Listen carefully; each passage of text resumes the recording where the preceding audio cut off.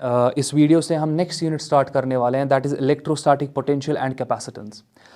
Important part ये है कि अभी तक हमने इलेक्ट्रिक फील्ड पहले यूनिट में अच्छे से पढ़ा, कूलम्स लॉ पहले हमने पढ़ा और वहाँ से हमने basic definition of electric field जो है वो डिराइव की। मैं बोल सकता हूँ कि एक चार्ज पार्टिकल की वजह से एट अ डिस्टेंस x जो इलेक्ट्रिक फील्ड होता है दैट इज़ 1/4πε0 q/x²। सो ये डेफिनेशन हमने इलेक्ट्रिक फील्ड का पहले ही पढ़ा और उसके बाद हमने गॉसेस थ्योरम को डील किया और गॉसेस थ्योरम में भी एग्जैक्टली हमने फिर डिफरेंट चार्ज कन्फिग्रेशंस की वजह से इलेक्ट्रिक फील्ड को इवैल्यूएट करा। नेक्स्ट बात हमारे पास ये आती है कि इलेक्ट्रोस्टैटिक पोटेंशियल जो है हमारे पास, हम एग्जैक्टली इस कॉन्सेप्ट को पढ़े क्यों, मतलब ये इंपॉर्टेंट है क्यों। अब तो हमें पता है कि इलेक्ट्रिक फील्ड के साथ डील कैसे करना है, तो इस कॉन्सेप्ट की इंपॉर्टेंस क्या है, ये क्यों इंपॉर्टेंट है पढ़ना। हमें तो आएगा इलेक्ट्रिक फील्ड निकालना, बेसिक डेफिनेशन जो इलेक्ट्रिक फील्ड का है एग्जैक्टली वहां से हम इलेक्ट्रिक फील्ड निकाल सकते हैं because of any charge configuration. हमारे पास गॉसेस थ्योरम है जिसकी वजह से हम इलेक्ट्रिक फील्ड निकाल सकते हैं because of any charge configuration. तो ये एग्जैक्टली पोटेंशियल का कॉन्सेप्ट इंपॉर्टेंट क्यों है।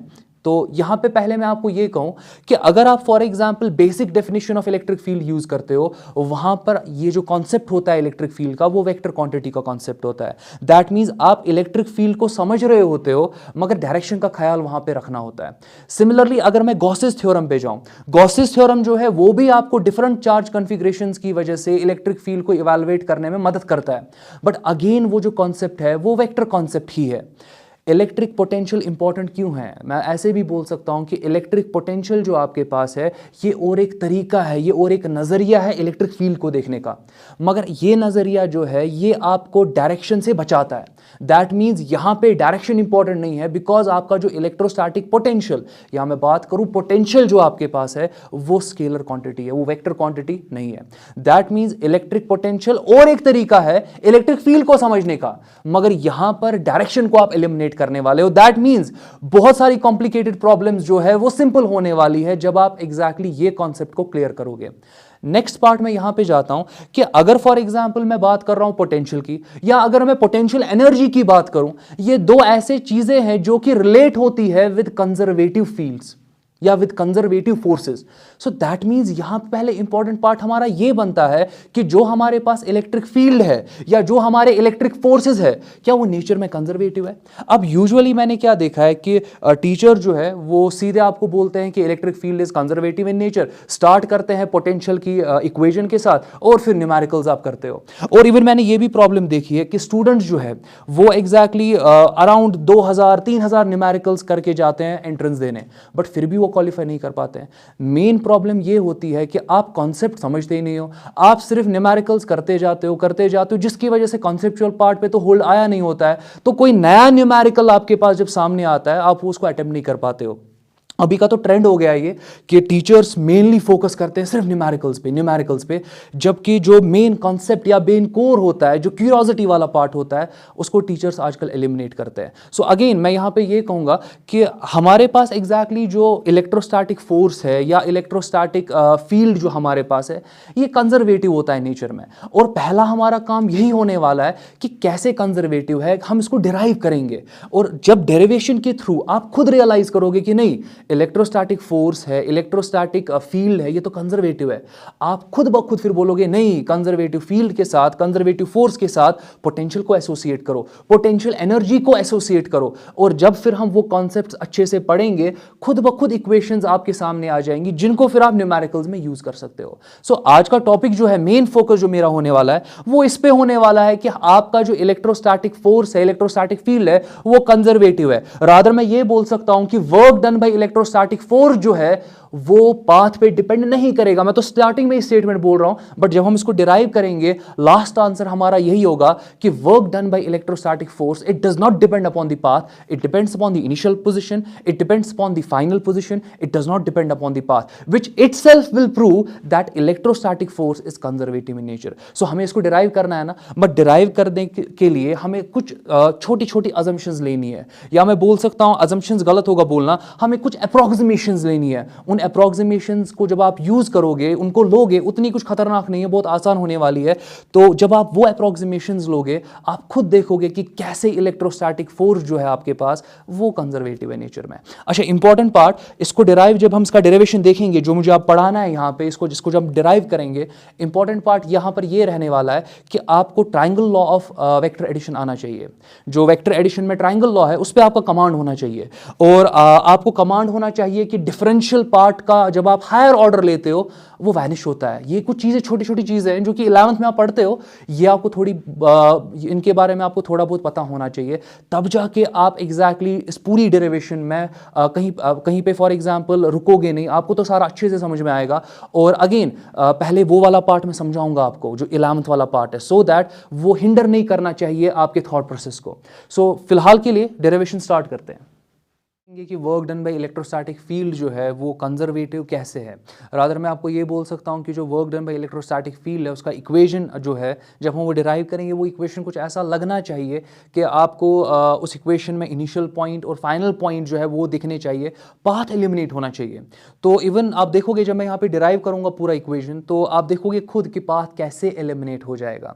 सो अगेन आपको वेक्टर्स पे थोड़ा सा होल्ड होना चाहिए, यूनिट वेक्टर का डेफिनेशन पता होना चाहिए, अगेन आपको triangle law of vector addition जो है वो पता होना चाहिए, और आपको ये पता होना चाहिए कि differential, higher powers of differential जो है वो आप नेग्लेक्ट कर सकते हो, वो टेंड होते हैं टू जीरो। सो ये कुछ चीज़ें जो आपको पता होनी चाहिए। अगर नहीं भी पता है तो अगेन हम स्टेप बाय स्टेप उन चीज़ों को समझेंगे और फिर आगे हम exactly to the end result पहुंचेंगे। फिलहाल के लिए लेट अस एज्यूम कि हमारे पास एक कोऑर्डिनेट सिस्टम है, और इस कोऑर्डिनेट सिस्टम के एग्जैक्टली ओरिजिन पे मैं एक चार्ज कैपिटल क्यू रख रहा हूं।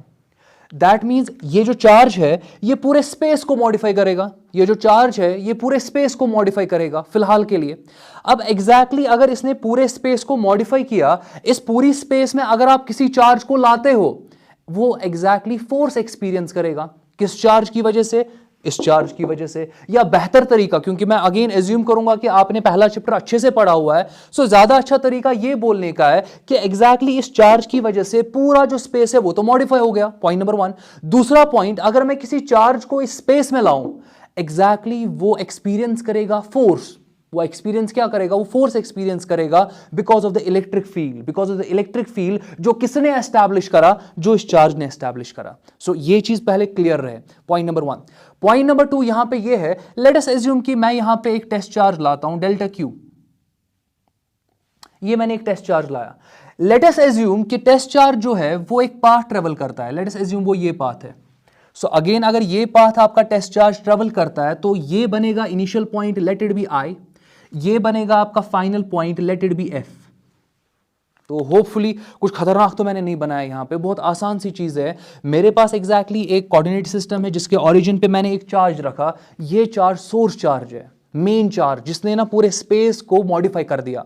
और एग्जैक्टली मैंने क्या किया कि मैंने इस स्पेस में एक टेस्ट चार्ज को लाया। वो टेस्ट चार्ज जो है, लेट अस एज्यूम, ये असम्पशन है कि आपका ये जो टेस्ट चार्ज है वो इस इनिशियल पॉइंट से उसने स्टार्ट किया अपना जर्नी, एक पाथ के थ्रू चला और फाइनल पॉइंट पे पहुंच गया। दैट मींस हमारे पास एक इनिशियल पॉइंट है, हमारे पास एक फाइनल पॉइंट है, हमारे पास एक पाथ भी है। जब हम डिराइव करेंगे इक्वेशन को, पाथ किसी तरीके से एलिमिनेट होना चाहिए। अगर पाथ एलिमिनेट नहीं होगा तब आप बोलोगे इलेक्ट्रोस्टैटिक फील्ड जो है या इलेक्ट्रोस्टैटिक फोर्स जो है दैट इज नॉन कंजर्वेटिव। सो पूरा ख्याल रहे कि पाथ एलिमिनेट होना चाहिए, तब जाके बोल सकते हैं कि जो फील्ड या फोर्स है वो कंजर्वेटिव है, वरना कंजर्वेटिव नहीं है। तो होपफुली अभी तक कहीं पे किसी को डाउट नहीं होगा। फिलहाल के लिए अगर आपके पास ये इनिशियल पॉइंट है, ये फाइनल पॉइंट है, आप इनके पोजीशन वेक्टर्स ड्रॉ कर सकते हो। कुछ खतरनाक है नहीं, वो आपको पहले से ही पता होती है। पोजीशन वेक्टर एक ऐसा वेक्टर होता है जो आप ओरिजिन से ड्रॉ करते हो to the point, to the position, वो आपका पोजीशन वेक्टर होता है। फिलहाल के लिए लेट अस एज्यूम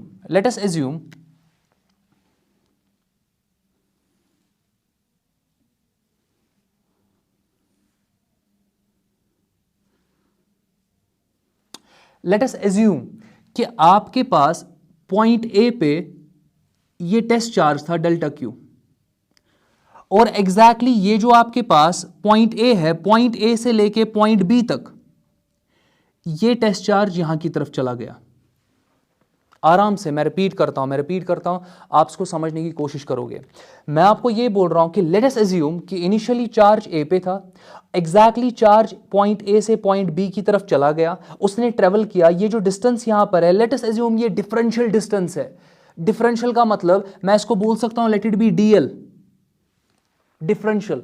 ये कुछ बड़ा सा डिस्टेंस नहीं है, हल्का सा डिस्टेंस है। अब मैंने यहां पे थोड़ा बड़ा दिखाया सो दैट आपको समझ में आए कि हो क्या रहा है, सो दैट कि आप ट्रायंगल लॉ वगैरह अच्छे से अप्लाई कर सको, ताकि जो डायमेंशंस वगैरह यहां पे है वो अच्छे रहें, ताकि आपको समझ में अच्छे से आए, कॉन्सेप्ट क्लियर रहे। इसलिए मैंने डायग्राम थोड़ा बड़ा लिया, वरना ये डिफरेंशियल डिस्टेंस मुझे अगर दिखाना होता, मैं आपको बोलता ये पॉइंट ए है, ये पॉइंट ए से लेके पॉइंट बी तक चला गया, ये छोटा सा डिफरेंशियल डिस्टेंस, ये भी डिफरेंशियल नहीं है, मुझे तो इससे छोटा जाना चाहिए। बट अगेन समझने के लिए हम एज्यूम करेंगे कि from A to B this is differential distance, this is differential distance. अब आराम से देखते हैं। यहां पे एग्जैक्टली आपके पास पॉइंट ए पे टेस्ट चार्ज है डेल्टा क्यू, और ये टेस्ट चार्ज गया बी की तरफ, इसने कितना डिस्प्लेसमेंट करा, डीएल डिस्प्लेसमेंट करा इसने, और एग्जैक्टली ये पॉइंट बी पे पहुंच गया। अब यहां पर ओरिजिन से पॉइंट ए तक मैंने एक वेक्टर ड्रॉ किया हुआ है, सिंस ये वेक्टर आपके ओरिजिन से स्टार्ट हो रहा है और ये पॉइंट ए की तरफ एग्जैक्टली आपको पोजीशन कर रहा है, ये पोजीशन वेक्टर बनेगा ए का। लेट अस अज्यूम ये आपका आर वेक्टर है। सिमिलरली आपके पास एग्जैक्टली यहां से लेके यहां तक बी पॉइंट तक और एक पोजीशन वेक्टर है, let it be R dash vector, तो इसमें कोई प्रॉब्लम है नहीं। और यहां से लेके यहां तक जो डिस्प्लेसमेंट हुआ let it be DL vector. अब डीएल बहुत छोटा है, तो अगर डीएल बहुत छोटा है we can go through approximations, अगर डीएल बहुत छोटा है we can go through approximations. चलो अप्रोक्सीमेशंस देखते हैं। मैं यहां पे लिखता हूं सम अप्रोक्सीमेशंस।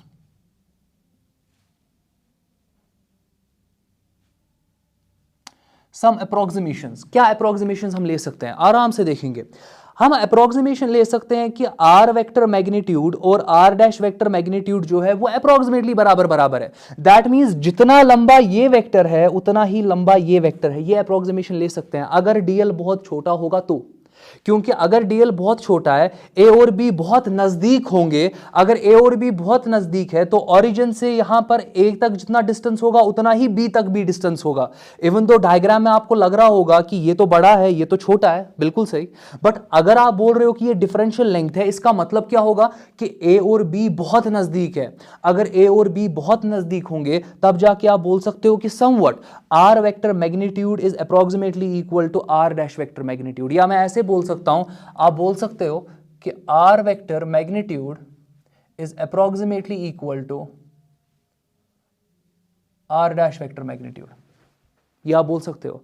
अच्छा, आप ऐसे भी बोल सकते हो कि R vector plus R dash vector it is equal to twice R vector, क्योंकि ये तो बराबर बराबर है ना। अगर ये दोनों बराबर बराबर है तो आप इसको 2 टाइम्स आर भी लिख सकते हो, चलेगा। हाँ, एडिशन में मैं इसको ट्वाइस कर रहा हूं, सब्ट्रैक्शन वाला पार्ट में नहीं लेने वाला हूं। सब्ट्रैक्शन वाला पार्ट अगर मैं लूं तो आप तो बोलोगे कि R vector minus R dash vector वो तो अप्रोक्सीमेटली 0 होगा, सब कुछ वैनिश हो जाएगा, उसका मुझे कोई फायदा नहीं है। अगर सब कुछ वैनिश हो गया मुझे तो कुछ नहीं मिलेगा।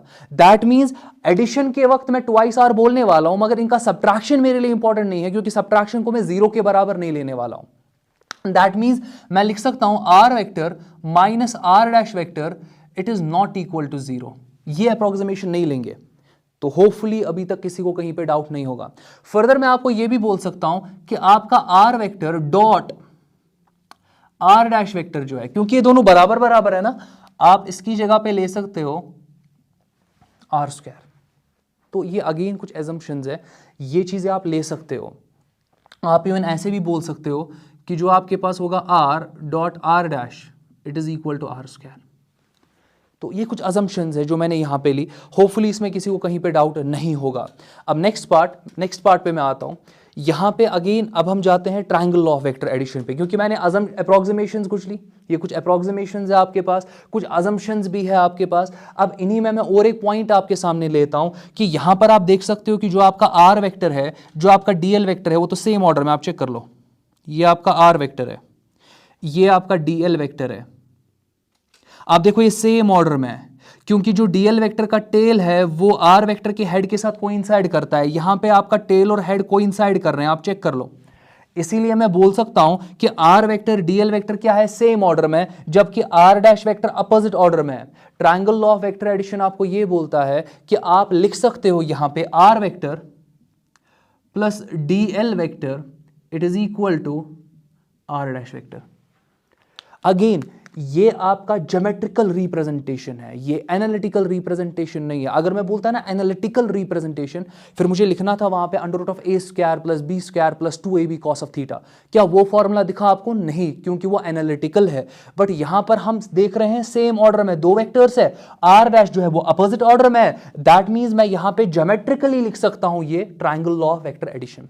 होपफुली इसमें किसी को डाउट नहीं होगा। तो अगर मैं बात करूं, ये मेरे लिए इंपॉर्टेंट पॉइंट बन गया पहला, ये दूसरा इंपॉर्टेंट पॉइंट है, ये भी तीसरा इंपॉर्टेंट पॉइंट है कि डिफरेंस को हम जीरो के बराबर नहीं लेंगे। ये बहुत इंपॉर्टेंट पार्ट है।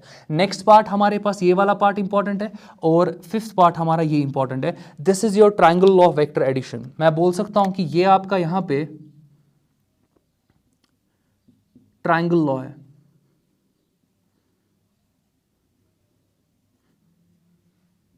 तो होपफुली किसी को अभी तक डाउट नहीं होगा। अभी तो मैंने डेरिवेशन स्टार्ट नहीं किया, बट थोड़ा बहुत मैंने आपको बता दिया कि एग्जैक्टली यहां पर आपके पास सिनेरियो क्या है। आपका ये इनिशियल पार्ट है, ये फाइनल पार्ट है। मैंने इस पूरे पाथ में से एक छोटा सा पार्ट डीएल वाला पार्ट ले लिया। इसी डीएल वाले पार्ट पे अब हम देखेंगे कि काम कितना करेगा आपका इलेक्ट्रोस्टैटिक फोर्स। तो फिलहाल के लिए मैं आपको ऐसे बोल सकता हूं ये आपका पॉजिटिव चार्ज है, ये आपका यहां पे टेस्ट चार्ज भी पॉजिटिव है। पॉजिटिव पॉजिटिव आपस में रिपल्शन दिखाएंगे। दैट मींस ये जो आपका यहां पे क्यू चार्ज है, ये एग्जैक्टली इस चार्ज को रिपेल करेगा बाहर की तरफ। तो वो एग्जैक्टली फोर्स आपका ये रहने वाला है। तो होपफुली इसमें किसी को डाउट नहीं होगा। और आर वेक्टर की डायरेक्शन में मैं एक यूनिट वेक्टर भी दिखा सकता हूं, और ये आपके पास बनेगा यहां पे आर कैप। अच्छा, और एक चीज आपको पता होनी चाहिए, मैं 6 पॉइंट यहां पे लिखता हूं। आपका जो यूनिट वेक्टर होता है that is R vector divided by R. एक वेक्टर को उसके ही मैग्नीट्यूड से डिवाइड करो, क्या मिलेगा? Unit vector. Basic definition. Hopefully किसी को कहीं पे डाउट नहीं होगा। मैं डेरिवेशन स्टार्ट करता हूं। सो यहां पर पहला पॉइंट मैं पॉइंट्स में लिखूंगा। आप जब कॉपी करोगे आप पॉइंट्स में कॉपी करो और आराम से देखो कि कैसे आपका इलेक्ट्रोस्टैटिक फोर्स कंजर्वेटिव है नेचर में। सो आराम से देखते हैं। पॉइंट नंबर 1, अगर मैं एग्जैक्टली इस फोर्स का इक्वेशन लिखूं वो तो कूलम्स लॉ देगा। कैसे?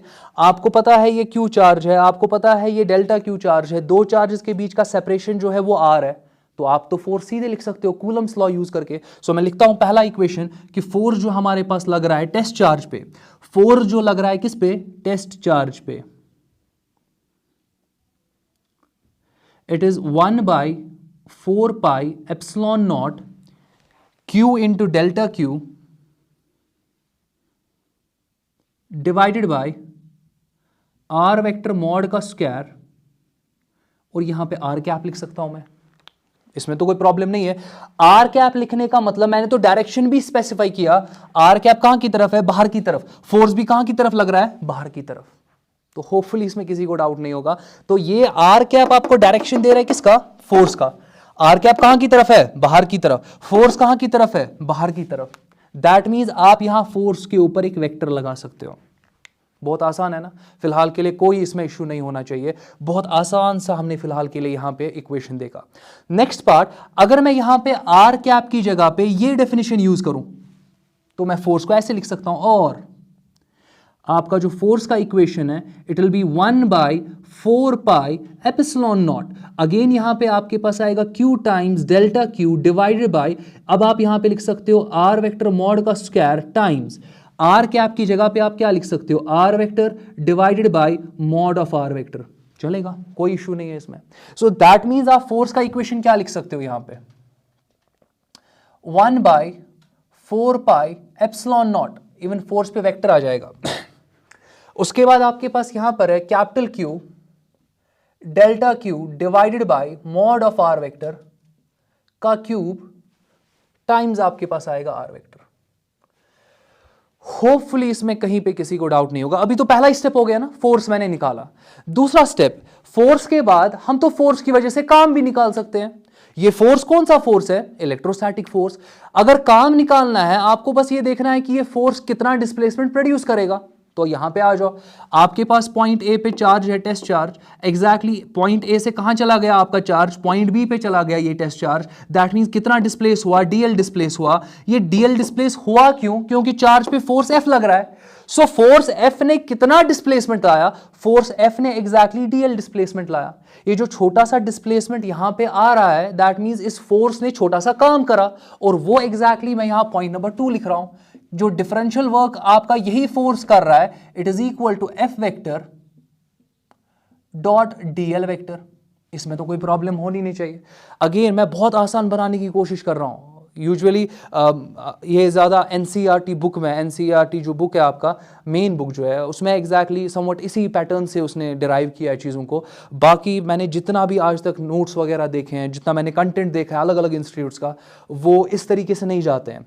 उनका अप्रोच कुछ अलग ही होता है, और वो अप्रोच मेरे हिसाब से मुकम्मल गलत है। क्योंकि वहाँ पर वो क्या करते हैं, वो बोलते हैं चलो हम एज्यूम करते हैं कुछ चीज़, अजम्पशन किया, फिर उसके बाद एक थ्योरी डेवलप करते हैं, थ्योरी डेवलप किया, फिर उसी थ्योरी से प्रूव करते हैं। बट वो थ्योरी अजम्पशन से आया, तो अगेन वो गलत है वहां पे। सो अगेन मेरा काम यहां पे ये है, पहले आपको ये प्रूव करना कि इलेक्ट्रोस्टैटिक फोर्स कंजर्वेटिव है। क्योंकि एक बार प्रूव हो गया कंजर्वेटिव, फिर आप पोटेंशियल का विंडो यूज कर सकते हो, आप पोटेंशियल एसोसिएट कर सकते हो, पोटेंशियल एनर्जी एसोसिएट कर सकते हो, और रादर आपको ये आइडिया मिलेगा कि हम इलेक्ट्रोस्टैटिक पोटेंशियल पढ़ क्यों रहे हैं। क्योंकि आपका नेक्स्ट पार्ट जो है ना, हम पहले इलेक्ट्रिक फील्ड के बारे में पढ़ते हैं एक चार्ज की वजह से, फिर हम डिस्ट्रीब्यूशन ऑफ चार्ज की वजह से इलेक्ट्रिक फील्ड को समझते हैं, और उसी में गॉस थ्योरम आ जाता है। बट नेक्स्ट पार्ट हम फिर उस इलेक्ट्रिक फील्ड को और अच्छे से जानने के लिए पहले यह समझते हैं कि इलेक्ट्रिक फील्ड कंजर्वेटिव है। एक बार वो समझ में आ गया कि हाँ इलेक्ट्रिक फील्ड कंजर्वेटिव है, वो नए मैं बोल सकता हूँ नए विंडोज या नई डोर्स आपके लिए ओपन करता है। आपके न्यूमेरिकल्स बहुत सारे आसान होने वाले हैं जब आप पहले ये मगर समझोगे कि इलेक्ट्रोस्टैटिक फोर्स कंजर्वेटिव है, उसके साथ पोटेंशियल एसोसिएट कर सकते हैं, पोटेंशियल एनर्जी एसोसिएट कर सकते हैं। चलो फिलहाल के लिए अभी तक कोई इशू है नहीं यहाँ पे। तो नेक्स्ट स्टेप में अगर मैं यहाँ पे देखूँ, मैं थर्ड यहाँ पे लिख रहा हूँ, डी डब्ल्यू तो अपनी जगह पे रहेगा क्योंकि ये तो डिफरेंशियल वर्क है, क्योंकि चार्ज इस डिफरेंशियल लेंथ पे ही चला ना, पूरा नहीं हमने देखा, हमने बस ये डिफरेंशियल वाला पार्ट देखा। सो एग्जैक्टली ये जो डिफरेंशियल वर्क है, फोर्स का इक्वेशन क्या आपके पास है, 1/4 पाई एप्सिलॉन नॉट, फिर आपके पास यहाँ पे कैपिटल क्यू है, फिर स्मॉल क्यू है, डिवाइडेड बाय, इसकी जगह तो मैं सीधे अब आर क्यूब लिख सकता हूँ, और एग्जैक्टली यहाँ पे आर वेक्टर आ जाएगा। डॉट किसके साथ लेना है, डीएल वेक्टर के साथ लेना है। तो होपफुली अभी तक कहीं पे डाउट नहीं होगा। कितने स्टेप्स हो गए, 3 ही स्टेप्स हुए, कुछ खतरनाक नहीं है। 4th स्टेप पे आ जाता हूं, देख लो। 4th स्टेप में मैं ये वाला रिजल्ट यूज करने वाला हूं, देख लो कैसे। आपके पास आर डैश वेक्टर किसके बराबर है, जरा देख लो, आर डैश वेक्टर किसके बराबर है, R vector plus DL vector के बराबर। कहां से आया, ट्रायंगल लॉ से आया। सो मैं लिख रहा हूं यहां पे आर वेक्टर अपनी जगह पे, प्लस आपके पास यहां पे डीएल वेक्टर है। तो आप क्या करो, आप R vector dash dot R dash vector कर लो, वेक्टर को अपने साथ ही डॉट ले लो, कोई कुछ खतरनाक चीज नहीं है। एक वेक्टर था, उसका अपने साथ ही आपने डॉट ले लिया। ये अगेन आपने 11th में पढ़ा होता है। यहां से क्या आ जाएगा, तो लेफ्ट हैंड साइड पे तो ये आ गया, राइट हैंड साइड पे आपके पास ये R dash plus DL vector है यहाँ पे, सॉरी ये R vector plus DL vector है यहाँ पे। इसको डॉट आप किसके साथ लोगे फिर, R vector plus DL vector के साथ। बहुत सही, तो होपफुली कहीं पे डाउट नहीं होगा। इसकी जगह पे तो सीधे आपको मिल जाएगा आर डैश का स्क्वायर। तो again A vector dot A vector is a square. मैं यहां पे लिखूंगा आपके लिए, यहां पे लिखता हूं ए वेक्टर डॉट ए वेक्टर, इसकी जगह आप सीधे लिख सकते हो ए स्क्वायर, कोई इशू नहीं है। ये पता होना चाहिए आपको, ये 11th का पार्ट है। नेक्स्ट पार्ट, यहां पे आप एग्जैक्टली डिस्ट्रीब्यूशन कर दो, आर वेक्टर को आर वेक्टर के साथ डॉट डॉट लगेगा, तो ये तो आ गया, बहुत आसान है। अब इसी आर वेक्टर को डीएल के साथ डॉट कर लो। अच्छा, डीएल को आर वेक्टर के साथ डॉट कर लो, डीएल को डीएल के साथ डॉट करो।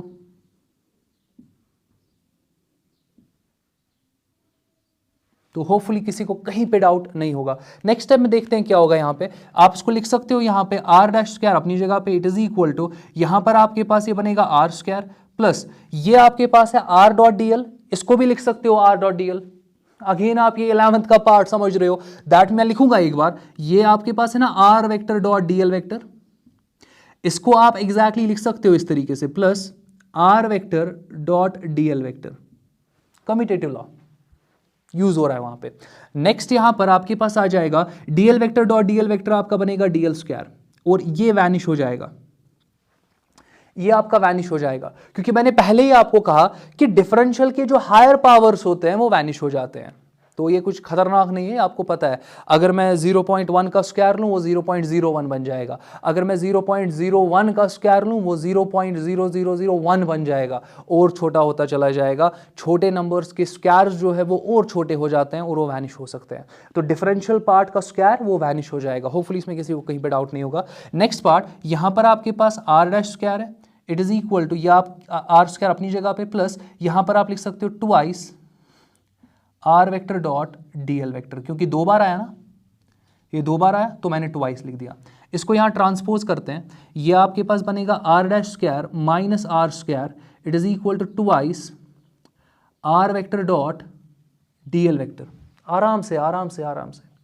यहां पर आपके पास A square minus B square, A plus B into A minus B, that means ये बनेगा आपके पास R dash plus R times R dash minus R, किसके बराबर है, twice R vector dot DL vector. अच्छा, यहां पे यूज क्या मैंने किया, मैंने यूज यहां पे कुछ ये रिजल्ट किया, A square minus B square it is equal to A plus B into A minus B, मैंने ये यूज किया रिजल्ट यहां पे आराम से। यहां पर आर डैश प्लस आर की जगह पे, यहां पे देख लो, आर डैश प्लस आर की जगह पे ट्वाइस आर लिख सकते हो, चलेगा, मगर माइनस की जगह जीरो नहीं लिखना, वो नहीं चलेगा। सो माइनस की जगह पे जीरो नहीं लिखेंगे, मगर इसकी जगह पे ट्वाइस आर लिख सकते हैं। सो अगेन यहां पे ट्वाइस आर मैं लिख सकता हूं, और यहां पर आपके पास आर डैश माइनस आर रहेगा, it is equal to twice R vector dot DL vector.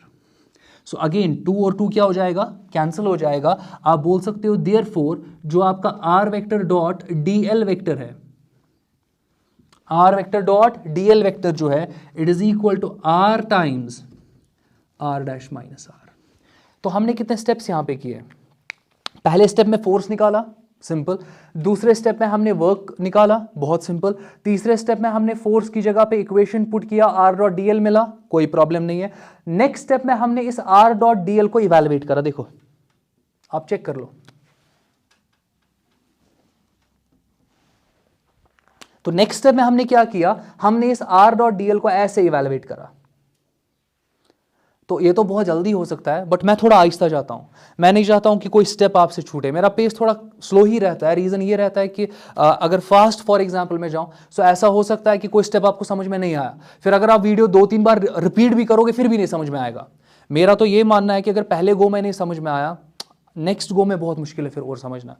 अगर पहले ही गो में समझ में आया फिर सही जा रहा है। तो अगर आपको पहले गो में समझ में नहीं आ रहा है तो कहीं ना कहीं पे मैं भी लैग कर रहा हूं, तो वो चीज मैं मानता हूं एग्जैक्टली वहां पे। सो इसलिए मैं थोड़ा स्लो जाता हूं कि आपको पूरा अच्छे से समझ में आना चाहिए, कि स्टेप बाय स्टेप समझ में आना चाहिए कि हो क्या रहा है यहां पे। और फाइनली हमारे पास ये आर वेक्टर डॉट डीएल जो है, डीएल वेक्टर, ये इवैल्यूएट हमने करा और इसका इक्वेशन हमें ये मिला। अब हम इसको कंटिन्यू करेंगे। फिलहाल के लिए आपके सामने ये सब कुछ है, आप इसका स्क्रीनशॉट ले लो, आप इसको कॉपी डाउन करो, पेन डाउन कर लो, और हम एग्जैक्टली नेक्स्ट कुछ स्टेप्स जो है वो इसके बाद देखते हैं। इस पार्ट अब हमारे पास यहाँ पे है कि अब हमने देख लिया कि एग्जैक्टली फोर्स कितना लग रहा था पहले टेस्ट चार्ज पे। इस फोर्स की वजह से ये जो डिफरेंशियल लेंथ के थ्रू आपका टेस्ट चार्ज चला गया from point A to point B, उसकी वजह से आप देखोगे कि डिफरेंशियल वर्क कितना हुआ, इसी फोर्स ने कितना डिफरेंशियल वर्क करा। और एग्जैक्टली वो डिफरेंशियल वर्क फिर हमने इस फॉर्म में लिखा जहाँ पे हमने फोर्स को सब्सटीट्यूट किया, फोर्स की इक्वेशन को सब्सटीट्यूट किया, और फिर हमने R vector dot DL vector को यहाँ पे इवैल्यूएट करा, जो कि हमें ये मिला। तो होपफुली इसमें किसी को डाउट नहीं होगा। नेक्स्ट स्टेप में कुछ नहीं करना है, हमें बस ये आर वेक्टर डॉट डीएल यहाँ पे सब्सटीट्यूट कर देना है, फिर कुछ स्टेप्स करेंगे और हमें आंसर मिल जाएगा। सो यहाँ पे आप देख सकते हो फिफ्थ स्टेप, डिफरेंशियल वर्क तो अपनी जगह पे रहेगा, it is equal to 1/4 pi epsilon naught अपनी जगह पे, पहले कैपिटल क्यू फिर आपका test charge delta Q divided by R cube अपनी जगह पे, टाइम्स इसकी जगह पर अब आप लिख सकते हो R times R dash minus R. देख लो एक आर कैंसिल हो जाएगा, यहां पे आर क्यूब की जगह पे आर स्क्वायर रहेगा। अब ये आर स्क्वायर जो है ये आप आर डैश के डिनोमिनेटर में अलग से दे सकते हो और आर के डिनोमिनेटर में भी अलग से दे सकते हो। दैट मीन्स आप इसको ऐसे लिख सकते हो, और जो आपका डी डब्ल्यू होने वाला है it is equal to 1/4 epsilon naught, फिर आपका क्यू अपनी जगह पे, डेल्टा क्यू अपनी जगह पे, अब आप इसको लिख सकते हो R dash divided by R square minus R divided by R square. Hopefully इसमें किसी को कहीं पे डाउट नहीं होगा। और आर स्क्वायर की जगह पे आप आर डॉट आर डैश लिख सकते हो या आर इंटू आर डैश भी लिख सकते हो, तो इसमें कोई इशू है नहीं। होपफुली कहीं पे किसी को कहीं पे डाउट नहीं होगा। सो आप आराम से देखो ना कहां जा रहे हैं हम। यहां पे एग्जैक्टली आर स्क्वायर की जगह पे क्या लिख सकते हो, आर इंटू आर डैश चलेगा। यहां पर आर स्क्वायर की जगह पे क्या लिख सकते हो, आर इंटू आर डैश, वो भी चलेगा। सो चलो पुट करते हैं यहां पे। तो 6 स्टेप में मैं लिखता हूं कि ये डिफरेंशियल वर्क डी डब्ल्यू जो है it is equal to 1/4 epsilon naught, फिर आपका Q अपनी जगह पे, डेल्टा Q अपनी जगह पे, ये बनेगा आपका R dash divided by R square की जगह क्या लिख सकते हो, बहुत सही, आप लिख सकते हो R डैश इंटू आर, फिर यहां minus R divided by R square की जगह पे क्या लिख सकते हो, R डैश इंटू आर। कुछ कैंसिलेशंस हो जाएंगी, चलो कुछ कैंसिलेशंस करते हैं। आप देख सकते हो कि यहां पे R डैश और यहां पे R डैश कैंसिल आउट हो जाएगा, यहां पे R और यहां पे R कैंसिल हो जाएगा। होपफुली किसी को कहीं पे डाउट नहीं होगा। नेक्स्ट पार्ट जरा देखते हैं, 7th स्टेप। डिफरेंशियल वर्क किसके बराबर मिल रहा है मुझे, 1/4 एप्सिलॉन नॉट। यहां पर आपके पास एग्जैक्टली डेल्टा क्यू अपनी जगह पे, क्यू अपनी जगह पे, ये बन रहा है आपका 1/r माइनस 1/r डैश। जरा समझो, r क्या था, r था पॉइंट ए का पोजीशन वेक्टर। R क्या है एग्जैक्टली यहां पे, वो आपके पॉइंट ए का यहां पे पोजीशन वेक्टर है। R डैश क्या आपके पास है, वो आपके पॉइंट बी का पोजीशन वेक्टर है। आप कहां से कहां गए, ए से बी गए, तो ए का पोजीशन वेक्टर क्या है, R वेक्टर, वो आपको पहले दिख रहा है R, उसका मैग्नीट्यूड सिर्फ दिख रहा है, सिर्फ मैग्नीट्यूड दिख रहा है, समझो इस चीज को। और एग्जैक्टली फिर आप कहां की तरफ चले गए, फाइनली कहां पहुंचे, बी पे, उसका पोजीशन वेक्टर क्या था, R डैश वेक्टर, उसका मैग्नीट्यूड क्या होगा, R डैश, वो -1/r डैश। अब आप क्या एज्यूम कर सकते हो कि ये पूरा पाथ जो है ऐसे ही डिफरेंशियल एलिमेंट्स का बना हुआ है, ये पूरा पाथ जो है ये ऐसे ही डिफरेंशियल एलिमेंट्स का बना हुआ है। अब जो मैं यहां पे लिखने वाला हूं ना, बहुत इंपॉर्टेंट है, बहुत इंपॉर्टेंट है। सो मैं आपको ऐसे बोल सकता हूं कि इनिशियल पॉइंट का पोजीशन वेक्टर क्या है, let it B RI। 8th point सबसे इंपॉर्टेंट, ये अच्छे से समझना। अगेन मैं यहां बहुत स्लो जाने वाला हूं, मैं चाहता हूं कि आपको समझ में आए, ये बहुत इंपॉर्टेंट पार्ट है। आप एज्यूम कर सकते हो कि पूरा पाथ जो है वो ऐसे ही डिफरेंशियल पाथ्स का बना हुआ है, ऐसे ही डिफरेंशियल पाथ्स का बना हुआ है। सो यहां पे अगर मैं बात करूं, आपके पास आप एज्यूम कर सकते हो कि आपका exactly R initial to R1 होगा पहला पाथ, फिर ऐसे ही R1 से लेके R2 तक, फिर ऐसे ही आप चलते जाओ। कहने का मतलब इसका एग्जैक्टली जो पोजीशन वेक्टर होगा दैट इज R इनिशियल। फिर इनिशियल से आप एग्जैक्टली पहले इस वाले पार्ट पे चले जाओ 1 तक, तो उसका पोजीशन वेक्टर R1 होगा। तो दैट मींस आप एज्यूम कर सकते हो कि पूरा पाथ जो है वो छोटे छोटे डिफरेंशियल पार्ट्स का बना है। वो डिफरेंशियल पार्ट्स आप लिख भी सकते हो, जैसे पहला डिफरेंशियल पार्ट कितना है, वो आपका I से 1 तक है। I से 1 तक का मतलब RI से लेके R1 तक, फिर आपका एग्जैक्टली 1 से लेके आप 2 तक चले जाओ, फिर आप 2 से लेके 3 तक चले जाओ, ऐसे ही आप पूरे पाथ पे चले जाओ, वैसे ही आप पहुंच जाओगे यहां पे आपके R से लेके R डैश तक। सो दैट मीन्स, मैं रिपीट करता हूं, आप RI से R1 तक जा रहे हो, फिर R1 से R2 तक जा रहे हो, वैसे ही आप आगे जाके R से R डैश पहुंच जाओगे। दैट मीन्स आप बोल सकते हो कि हम एज्यूम करेंगे कि सारा पाथ जो है वो डिफरेंशियल पार्ट्स का बना हुआ है, और हर डिफरेंशियल पार्ट दो पोजीशन वेक्टर्स के बीच में है। मैं रिपीट करता हूं, ये डीएल वेक्टर क्या है, ये तो डिफरेंशियल पार्ट है, किन दो पोजीशन वेक्टर्स के बीच में है, R vector R dash vector. That means यहां पर आपके पास ये डिफरेंशियल पार्ट है, ये वाला पार्ट, इस पे फोकस करते हैं। ये डिफरेंशियल पार्ट किन दो पोजीशन वेक्टर्स के बीच में है, RI और R1 के बीच में। फिर आपके पास ये वाला पाथ आएगा, ये वाला पाथ, ये एग्जैक्टली पाथ जो होगा ये किन दो पोजीशन वेक्टर्स के बीच में होगा, R1 और R2।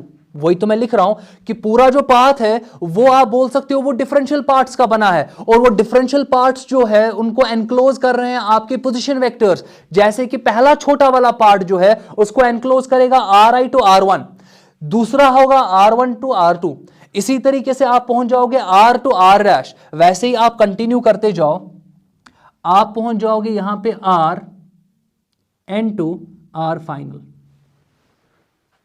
Rn to R final. या चलो एक और मैं बोल सकता हूं, आप पहले पहुंच जाओगे Rn-1 टू Rn, फिर आप पहुंच जाओगे Rn टू R फाइनल। तो इसमें कोई इश्यू नहीं है। तो यहाँ इंपॉर्टेंट पार्ट ये है कि हम स्टार्ट करते हैं इनिशियल से, फिर 1 आता है, फिर 1 2, फिर 2 3, फिर 3 4, वैसे ही आप जाओगे R और R', क्योंकि वो तो हमने एक पार्ट लिया ना R और R' के बीच में, तो ये लेना बहुत ज़रूरी है। इसी तरीके से फिर आपके पास n-1 और n, फिर आपका n और n फाइनल। मैं यहाँ पे दिखाता हूँ। लेट अस एज्यूम कि आपका यहाँ पे n-1 वाला पार्ट है, n-1 के बाद क्या आएगा, n आएगा, और n के बाद क्या आएगा, फाइनल आएगा। तो होपफुली किसी को कहीं पे डाउट नहीं होगा। वही मैंने लिखा Rn-1 से n तक, Rn-1 से Rn तक, उसके बाद एग्जैक्टली Rn से R फाइनल तक, Rn से R फाइनल तक। अब एग्जैक्टली आप क्या कर सकते हो, आप इन सारे डिफरेंशियल पार्ट्स के लिए वर्क लिख सकते हो। मैं दिखाता हूं, आराम से देखते हैं। जैसे मैं बोल सकता हूं कि डिफरेंशियल वर्क जो होगा इनिशियल टू 1 तक, जरा देख लो किसके बराबर होगा, आराम से, बहुत इंपॉर्टेंट है और बहुत आसान है। आप क्या लिखोगे, वर्क का इक्वेशन तो निकाला ना, डिफरेंशियल वर्क का इक्वेशन का स्टाइल ये है, ये स्टाइल है। सो आप लिखो यहां पे, आपके पास ये बनेगा 1/4 pi epsilon naught, test charge और सोर्स चार्ज तो सेम रहने वाले हैं, और पहला आपके पास जो बनेगा it will be 1/r initial minus 1/r1। अच्छा, मैंने ऐसे क्यों लिखा, क्योंकि आप इनिशियल टू 1 गए ना, तो पहले इनिशियल आएगा, फिर आपका 1 वाला पार्ट आएगा। तो होपफुली इसमें किसी को डाउट नहीं होगा। जरा नेक्स्ट बता दो, अगर आप डिफरेंशियल वर्क देखोगे फ्रॉम 1 टू 2, वो किसके बराबर आएगा, 1/4 पाई एप्सिलॉन नॉट, क्यू अपनी जगह पे, डेल्टा क्यू अपनी जगह पे। आप कहां से कहां गए, 1 से 2 गए, तो पहले आप लिखोगे 1/r1, फिर माइनस आएगा 1/r2, क्योंकि आप कहां से कहां गए, 1 से 2। इसी तरीके से अगर मैं लास्ट दो पार्ट्स पे चले जाऊं, जरा देख लो, अगर मैं बोलूंगा डिफरेंशियल वर्क कहां से कहां तक, n-1 से n तक, किसके बराबर होगा, it will be 1/4 pi epsilon naught, Q अपनी जगह पे, डेल्टा क्यू अपनी जगह पे, यहां पर आप 1/r n-1 लिखोगे, माइनस 1/rn लिखोगे। बहुत आसान है ये, बहुत आसान है। अच्छा, मैंने पहले क्या लिखा, n-1, क्योंकि वहां से शुरू किया, n-1 से शुरू किया, कहां चले गए, n की तरफ, तो -1/rn। तो होपफुली किसी को डाउट नहीं होगा। लास्ट पार्ट हमारे पास जो है डिफरेंशियल वर्क कहां से कहां तक, n से फाइनल पोजीशन तक, n से फाइनल पोजीशन तक। सो ये आपका होगा n से फाइनल पोजीशन तक, it will be equal to 1/4 pi epsilon naught Q, फिर आपका डेल्टा Q, और यहां पर आप लिख सकते हो 1 डिवाइडेड बाई, कहां से कहां, n से फाइनल, तो पहले 1/rn माइनस 1/r फाइनल आएगा। तो होपफुली इसमें किसी को डाउट नहीं होगा। अब इंपॉर्टेंट पार्ट जो ना मैंने वीडियो के स्टार्ट में ही आपको बताया कि जब आप वर्क की बात करते हो, जब आप पोटेंशियल की बात करते हो, पोटेंशियल एनर्जी की बात करते हो, एनर्जी की बात करते हो, ये सब कुछ स्केलर चीज़ें हैं, इनका एडिशन डायरेक्ट होता है अगर आप टोटल चीज़ें इवैल्यूएट करना चाहते हो।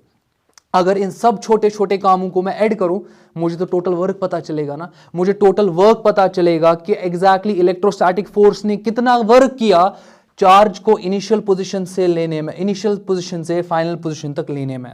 मैं रिपीट करता हूं, अगर मैं इन सब कामों को, इन छोटे छोटे कामों को ऐड करूं, मुझे तो टोटल वर्क मिलेगा, मगर वो टोटल वर्क किसका होगा, इलेक्ट्रिक फील्ड ने जो किया होगा, किस पे किया होगा, टेस्ट चार्ज पे किया होगा, कहां से कहां तक लेने में, इनिशियल पोजीशन से फाइनल पोजीशन तक लेने में। सो ये बहुत इंपॉर्टेंट पार्ट है। तो अगर हम ऐड करें तो ऐड तो ऐसे हो जाएगा कि टोटल वर्क जो आपके पास होगा, तो 9th पॉइंट ये है, टोटल वर्क जो आपके पास होगा वो सिंपली इन सब का समेशन होगा। जब आप समेशन करोगे, कॉमन तो ये सब में आएगा, तो ये कॉमन ले सकते हैं, ये वाला पार्ट, ये तो कॉमन है सब में, ये तो कॉमन है सब में, तो कॉमन ले लो। आपके पास टोटल वर्क जो आएगा 1/4 पाई एप्सिलॉन नॉट, Q अपनी जगह पे, डेल्टा Q अपनी जगह पे, ये तो कॉमन आ गया, सब में है। अब बचा क्या अंदर, 1/r इनिशियल माइनस 1/r1, फिर दूसरे में क्या आ जाएगा प्लस, क्योंकि हम ऐड कर रहे हैं ना सबको। सो पहला ब्रैकेट ये मैंने लिख दिया, दूसरे ब्रैकेट को ऐड करेंगे पहले ब्रैकेट के साथ, so that will be 1/r1 minus 1/r2 plus so on. आगे क्या हमारे पास है, क्योंकि मैंने सो ऑन लिखा हुआ है तो प्लस यहां पे सो ऑन। नेक्स्ट हमारे पास यहां पे ये वाला ब्रैकेट ऐड करना है, सो ये बनेगा 1/rn माइनस 1 माइनस 1/rn। और लास्ट में हमें ये वाला टर्म ऐड करना है, क्योंकि ये तो लास्ट टर्म है हमारे पास। सो यहां पर आपके पास आएगा plus 1/rn minus 1/r final, ऐसे कुछ। अब आप खुद से देख सकते हो, ये 1/r1 ये माइनस 1/r1 आपस में कैंसिल आउट। वैसे ही 1/r2, मगर माइनस 1/r2, इसका आगे जो पार्ट होने वाला होगा दैट विल बी 1/r2, वो उसके साथ कैंसिल हो जाएगा। वैसे ही यहां पर यहां पर प्लस 1/rn माइनस 1 है, इसके पहले आएगा यहां पे माइनस 1/rn माइनस 1, वो कैंसिल हो जाएगा। अब आप बोलोगे मैं कहां से ऐसे ही बोल रहा हूं, जरा इसके साथ देख लो ना, 1/rn है, उससे पहले क्या आ रहा है माइनस 1/rn, तो हर एक पॉजिटिव टर्म से पहले एक नेगेटिव उसी के जैसा मिल रहा है आइडेंटिकल, वो तो कैंसिल आउट हो जाएगा। वहां बचेगा क्या, सिर्फ वहां पे सिर्फ बचेगा 1/r इनिशियल, और बचेगा क्या, सिर्फ माइनस 1/r फाइनल। बाकी आप देख सकते हो पाथ सारा एलिमिनेट हो गया। तो यही तो मैं बोल रहा था, दैट मीन्स आपका जो फाइनल इक्वेशन है, 10th यहां पे लिख रहा हूं, जो वर्क यहां पर इलेक्ट्रिक फील्ड कर रहा है, it is equal to 1/4 pi epsilon naught, फिर आपका Q आएगा, डेल्टा Q आएगा, और यहां पर आपके पास 1/r initial minus 1/r final.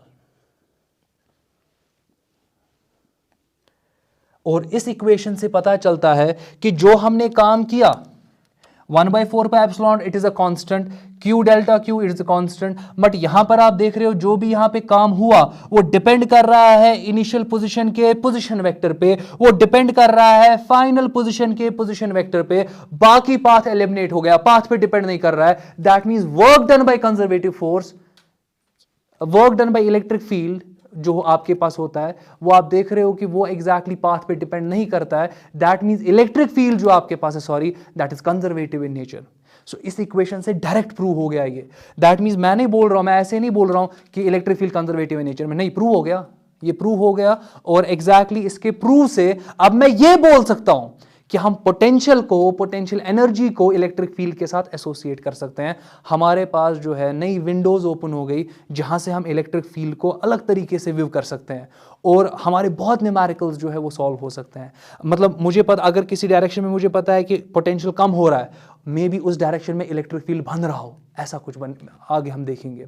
वैसे ही हमारे पास इक्वेशंस जो हमें मिलेंगी आगे डिफरेंशियल फॉर्म में, इंटीग्रल फॉर्म में, हम देखेंगे कि किस तरीके से इलेक्ट्रिक फील्ड को निकालना बहुत आसान होगा। गॉसेस थ्योरम से हम नहीं वहां पे निकाल पाएंगे इलेक्ट्रिक फील्ड उन सिचुएशंस में, मगर पोटेंशियल की मदद से हम निकाल पाएंगे इलेक्ट्रिक फील्ड उन सिचुएशंस में। सो हम देखेंगे कि हमारे पास होंगी कुछ सिचुएशंस जहां पे गॉस थ्योरम आप अप्लाई नहीं कर पाओगे, मगर पोटेंशियल का कॉन्सेप्ट अप्लाई करोगे और इलेक्ट्रिक फील्ड को इवैल्यूएट कर दोगे। सो बहुत इंपॉर्टेंट कॉन्सेप्ट है। अब यहां पर लास्ट पार्ट बहुत सारे स्टूडेंट जो है वो ऑनलाइन कोचिंग लेते हैं या बहुत ट्यूशन भी चले जाते हैं। सो उन सब के लिए जो ये मतलब फॉर एग्जांपल जिन्होंने ये नहीं पढ़ा होता है, ये अप्रोच नहीं लिया होता है, सो वो डायरेक्ट इक्वेशन से स्टार्ट करते हैं। अब उन्होंने किया होगा, जिन बच्चों ने पोटेंशियल पढ़ा होगा और आप ये वाला वीडियो देखा और यहाँ तक पहुँचे मेरे साथ आप, और आपने ये इक्वेशन देखा, तो वो स्टूडेंट जो है ना वो इक्वेशंस यही इक्वेशन देखते हैं, वो अलग अलग फॉर्म में। मैं दिखाता हूँ, देख लो। जैसे कि मैंने यहाँ पे वर्क दिखाया ना, वो क्या करते हैं, वो पोटेंशियल एनर्जी आपको इक्वेशन ऐसे दिखाते हैं, U is equal to 1/4 pi epsilon naught Q delta Q divided by R। खत्म। यही तो हम पढ़ रहे हैं ना, देख लो, 1/4 pi epsilon naught Q delta Q 1/R का स्टाइल, इसको इन्फिनाइट कर दो, ये खत्म हो जाएगा, आपको exactly potential energy same style में मिलेगा। इसी तरीके से आप डेल्टा Q नीचे ट्रांसपोज कर दो, तो U divided by delta Q कर दो, वो बनेगा 1/4 पाई एप्सिलॉन नॉट Q/R। इसी को तो पोटेंशियल आप बोलते हो, आपको डायरेक्टली ये इक्वेशन पढ़ाई जाती है। मगर ये इक्वेशंस आ कहां से रही है, यहां से। यहाँ से इक्वेशंस डिराइव हो रही है। तो अगेन डायरेक्ट इक्वेशंस पे मत जाओ, वो आपको कुछ नया नहीं सिखाएगा। इक्वेशन पढ़ना, उसके ऊपर न्यूमेरिकल्स करना कुछ आपको नया नहीं सिखाएगा। आपका जो क्यूरियस माइंड होता है वो ख़त्म हो जाता है, मतलब क्यूरियोसिटी वाला पार्ट ख़त्म हो जाता है। अगेन जब आप नहीं हो किसी चीज़ को लेके क्यूरियस, आप कुछ अच्छा फिर उस फील्ड में नहीं कर पाते हो।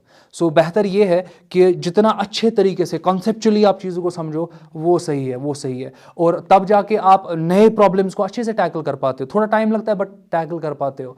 बट अगर आप सिर्फ न्यूमेरिकल्स करते हो इवेंचुअली आप देखते हो कि आप में वो कॉन्फिडेंस ही नहीं बनता है, तो प्रॉब्लम हो जाती है। 1000 न्यूमेरिकल 2000 न्यूमेरिकल करके एंट्रेंस देने चले जाते हो, वहाँ पे क्वालिफाई नहीं होता है। सो प्लीज़ आपका पहला प्रायोरिटी जो है वो कॉन्सेप्ट होना चाहिए। पहला प्रायोरिटी न्यूमेरिकल करना नहीं होना चाहिए। एक बार कॉन्सेप्ट क्लियर है, एक बार कॉन्सेप्ट के मतलब थ्रू आप अच्छे से गए हो, न्यूमेरिकल्स खुद हो जाएंगे।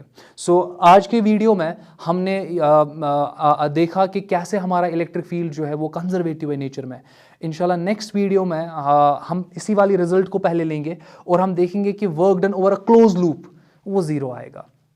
And that itself will be, मतलब मैं बोल सकता हूँ that itself will be मतलब एक स्ट्रॉन्ग प्रूफ होगा वो कि electric field is conservative in nature, electric forces are conservative in nature. So वो हम नेक्स्ट वीडियो में देखेंगे। आज के लिए इतना काफ़ी। Take care.